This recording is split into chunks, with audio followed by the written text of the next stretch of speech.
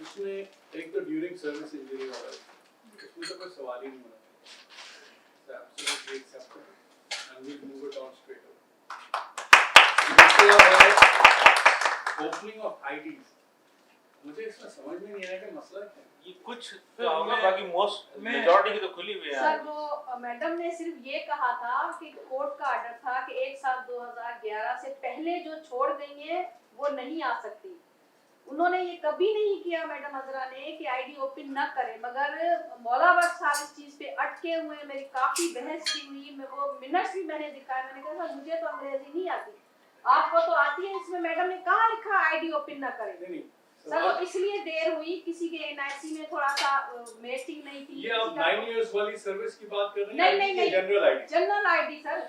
I think I will talk to Maula Bhatt साहब। 65 के करीब ओवरऑल अकाउंट से सिंध कहीं एलएचडब्ल्यू 66 में टोटल वो हो जाएगा, डोंट वरी, इंशाल्लाह। I will talk to him and I will see what we can do Thank about you, it, but sir. I don't see it not happening. Thank you sir. ठीक है ना? आपने दूसरा ये मुझे कहा था कि कलेक्टिव बार्गेनिंग एजेंसी, ये जो है ना, मुझे इसका कुछ actually to be honest I have no idea. I will be, मैं तो थोड़ा वो, मुझे इसकी डिटेल्स आपसे बैठ के डिस्कस कर लेंगे, उसमें क्या है आई डोंट नो। अब आते हैं हम आपकी तीन जो मेन चीजें हैं ना, जिसमें पहली चीज है सर्विस स्ट्रक्चर। ठीक है, सर्विस स्ट्रक्चर बिल्कुल होना चाहिए, ठीक है, लेकिन सर्विस स्ट्रक्चर किस तरह का होना चाहिए उसमें शायद मेरी राय आपसे थोड़ी सी मुख्तलिफ है। देखिए, किसी भी इदारे के लिए या किसी इंसान के काम करने के लिए मैं ये समझता हूँ जरूरी है कि उसके ऊपर दोनों चीजें हों, इंसेंटिव भी हो और अकाउंटेबिलिटी। ठीक है ना?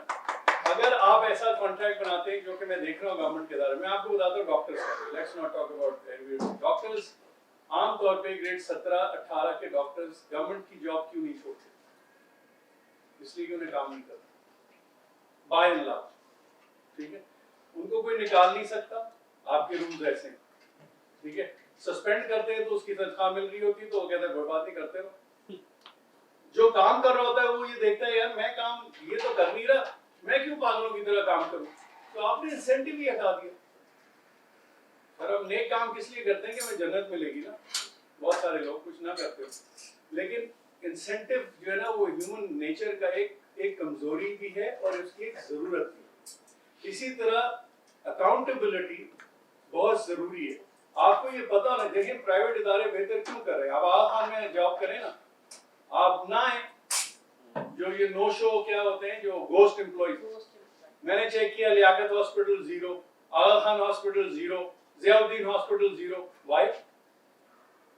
गवर्नमेंट में मेरे हिसाब से जी साहब ज्यादा जानते होंगे 10 to 20%, डिपेंडिंग ऑन जितना दूर जाए उतने ज्यादा होंगे सर। व्हाई? देखें, आप अपनी पावर जरूर हो, आपके पास आपके साथ जाती नहीं होनी चाहिए, बट उसको चेक करने के तरीके, बट उस जाति को खत्म करने में ये भी नहीं होना चाहिए कि हमारे इदारे तबाह हो जाए, क्योंकि उसका रिजल्ट क्या है? उसका रिजल्ट है कि आप उन डॉक्टर से इलाज करा रही हैं जिन्हें कोई शौक ही नहीं आपका इलाज करने का, उन नर्सेज से आप कर रही हैं जिन्होंने ये जॉब इसलिए करते हैं कि शाम को जाएंगे अपना काम करेंगे, ये तो हम जाते हैं या तो जाएंगे ही नहीं, या जाएंगे भी तो इस बेदिली से और बदतमीजी से बात करेंगे कि आदमी बीमार और बीमार हो जाए। तो ये मेरी एक आपसे रिक्वेस्ट है कि इसमें आप जो भी, मैंने आपका वो पढ़ा था जो भेजा था मुझे आपने स्ट्रक्चर का, उसमें I think one of the things that I see, मेरा ये असेसमेंट है कि गवर्नमेंट के इदारे काम इसलिए नहीं कर रहे कि इसमें ये दोनों चीजें लागू नहीं है। आज हम बात कर रहे हैं हेल्थ इंश्योरेंस की फॉर द पुअरेस्ट। हमारा सिस्टम डिफरेंट है केपीके से। अब मैंने बात की है जिन्होंने दोबारा हुकूमत में आना है उनको भी मैंने ये चीज बावर की है कि देखें, health insurance is the way forward. ठीक है, आप जो गरीब तरीन तबका है 35% या 40% हो, उसको आप रीअसेस कराएं। जो बेनजीर इनकम सपोर्ट का भी जो असेसमेंट है वो पुराना है, that has to be done again, क्योंकि गुर्बत बढ़ गई है। तो हो सकता है हमारी गुर्बत अब 50% पे हो, अगर 50% पे है तो मैं 50% को फ्री इलाज देना चाहिए ऑफ गुड स्टैंडर्ड, बात इलाज की नहीं। अब बाकी रह गए 50%, ठीक है ना। अच्छा, उस इंश्योरेंस सिस्टम से क्या होगा? इंश्योरेंस सिस्टम से ये होगा कि अभी अगर आप किसी गवर्नमेंट हॉस्पिटल में काम करते हो तो अगर कोई डॉक्टर अच्छा, नर्स अच्छा काम करती है तो उसको क्या फायदा होता है? नथिंग।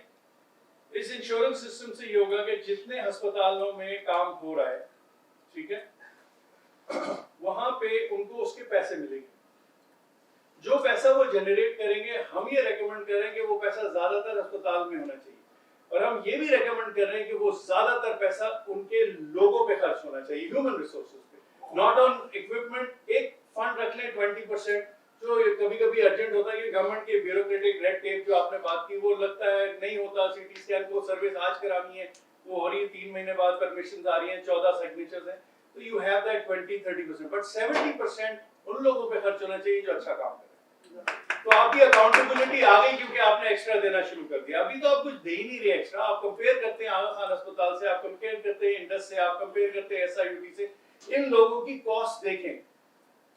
हमारा लियारी जनरल हॉस्पिटल 700 बेड का अस्पताल है, 1.67 बिलियन हमारी टोटल ग्रांट है। आगा खान 550 बेड का अस्पताल है, 150 मिलियन, जिसका मतलब तकरीबन हो गया आज के हिसाब से 40 बिलियन। हम उनके ज़कात के तकरीबन करीब है, ठीक है।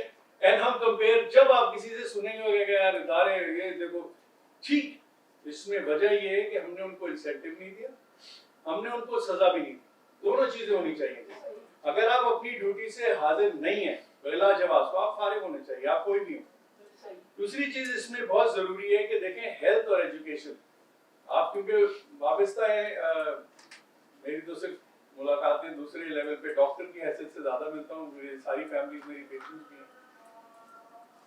सिंध को बहुत सीरियसली अपने हेल्थ और एजुकेशन को देखना पड़ेगा।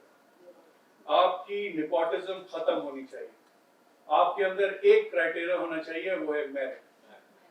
आप मेरिट को कंप्रोमाइज करेंगे, हम नीचे जाते जाएंगे। इस वक्त हमारी एजुकेशन का सिस्टम पंजाब से गिर गया, इसलिए नहीं कि पंजाब के पास पैसे ज्यादा हैं, इसलिए कि हमने अपनी जो सिस्टम बनाया वो इस तरह बनाया कि सारे जान पहचान में रखे हुए हैं। सॉरी, हेल्थ में भी यही।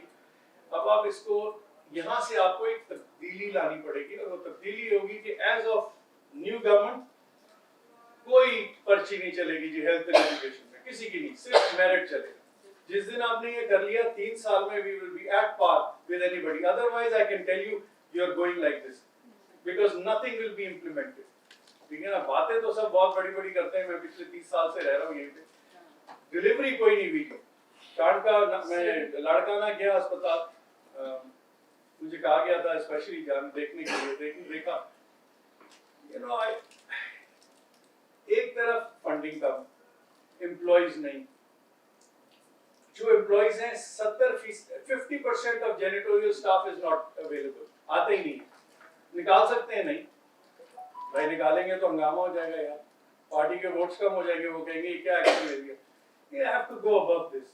If you want to change the system, you have to forget about party votes and everything. You have to focus on what is best for overall population. And that, unless we do that, there is nothing that's going to happen. I'm sorry. And this is my view. I'm not saying this is. You may or may not agree with. Discrimination तो होनी नहीं चाहिए। अभी हम जिस conference में था, वहाँ बात हो रही थी फिजिकली लेस एबल पीपल। आपने हमने अस्पतालों में क्या बनाया है इतने सालों से, 30 साल से, जहां हमारा एक अपाहिज आदमी व्हीलचेयर के साथ जा सके हर जगह? कभी सोचा है? नहीं। ऑफिसेज में हमने करवाया? नहीं। ब्लाइंड आदमी के लिए रोड पे चलने का क्या तरीका है? 0। वो तरक्की याफ्ता मुल्क जो है वो 40 साल पहले कर चुके ये काम। तो डिस्क्रिमिनेशन बिल्कुल नहीं होना चाहिए, ना कलर का, ना मजहब का, जेंडर का, ना किसी चीज का।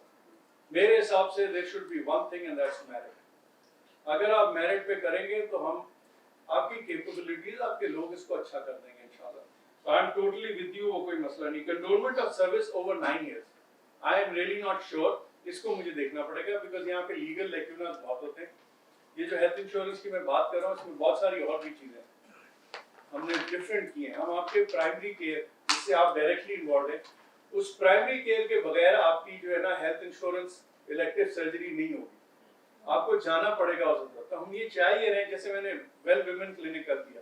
आई एम श्योर आप सारी खवातीन हैं, आपको खुद पता है कितना मुश्किल होता है इंटीरियर में, रूरल उसमें, जहाँ पे खवातीन काम भी कर रही हैं, घर भी चला रही हैं, बच्चे भी हो रहे हैं, उसी में उनके मामलात भी चल रहे हैं और उनके पास कोई ले जाने वाला अस्पताल नहीं होता।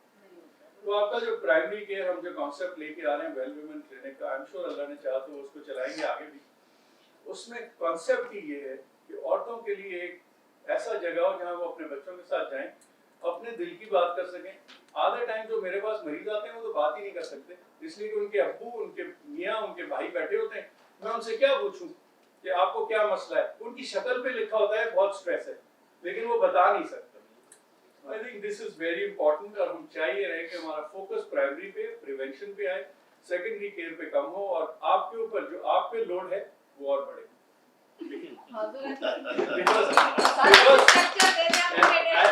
I'll tell you why. मैं वजह दूंगा। जितना स्पिरिट मैंने आप में देखी है ना, उतनी स्पिरिट हेल्थ सर्विस में कहीं नहीं। इसलिए मैं कहता हूँ कि अगर हम आपको नहीं इंसेंटिव देते तो ये स्पिरिट हमेशा नहीं रहेगी। ये आहिस्ता आहिस्ता फिर लोग बोलेंगे छोड़ो यार, आपकी कहीं ना कहीं और बेहतर वो मिल जाएगी, आप इधर चले जाओगे। आज यही हो रहा है ना ज्यादातर लोगों के साथ। अब कुछ जनरल बातें, एक दो बातें आपसे, क्योंकि आप उस कमिटीज एंड इनमें इन्वॉल्व हैं, तो हो सकता है कि आप उसको एग्री करें। हमने कम से कम, मेरा मुशाहिदा ये है कि जब वो लोग जो महरूम हैं, जब उनको ऐवानों तक ले जाया जाता है तो वो सिविल अस्पताल भूल जाते हैं, क्योंकि उनको अवेलेबिलिटी सारी मिल जाती है।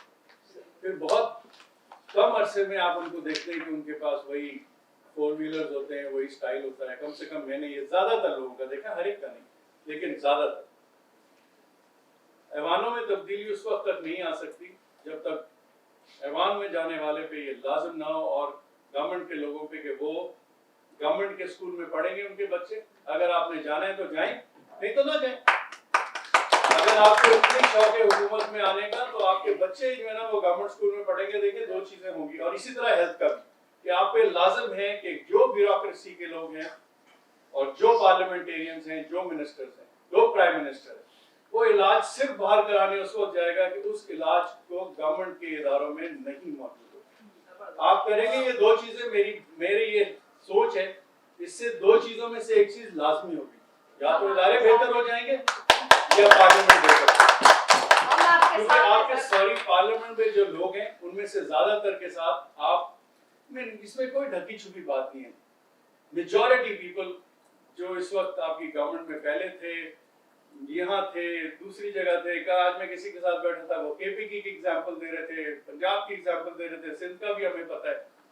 और हमें ये भी पता है शायद यहाँ पे जैतून का तेल बन जाता है और पता नहीं क्या क्या हो जाता है, तो अल्कोहल जो है शहद और जैतून बन जाती है। तो we have to change, and ये चेंज तब आएगा जब हम तैयार होंगे अपने आप को बदलने के लिए। मुझे अपने आप को बदलना है और आप सबको बदलना होगा। अगर आप चाहते हैं कि हमारी अगली नस्ल को बेहतर सिंध मिले, बेहतर पाकिस्तान मिले, इस करंट सिस्टम में मैं आपको ये यकीन से कह सकता हूँ 4 महीने इस इदारे में बैठने के बाद, कि this is going like this and this will only become like this if you forget about पर्ची। पर्ची हटाए और खुद भी नहीं दे, देखिए ना, पर्ची आप खुद भी भेज रहे हैं। जब से मैं आया मुझे सिर्फ पर्चियां मिलती हैं हर रोज 6-10, इसको यहाँ ट्रांसफर करो, इसको यहाँ करो, इसको यहाँ। फिर वही लोग आगे मुझे लेक्चर देते हैं, सर आप यार ऑनेस्टी होनी चाहिए, इंटेग्रिटी होनी चाहिए। तो ये जो हमारी जो ड्यूल पर्सनालिटी, दोगलापन है, इसको खत्म होना चाहिए। एंड आई एम श्योर अगर हम ऐसा करेंगे इंशाल्लाह तो बेहतर होगा। Thank you once again.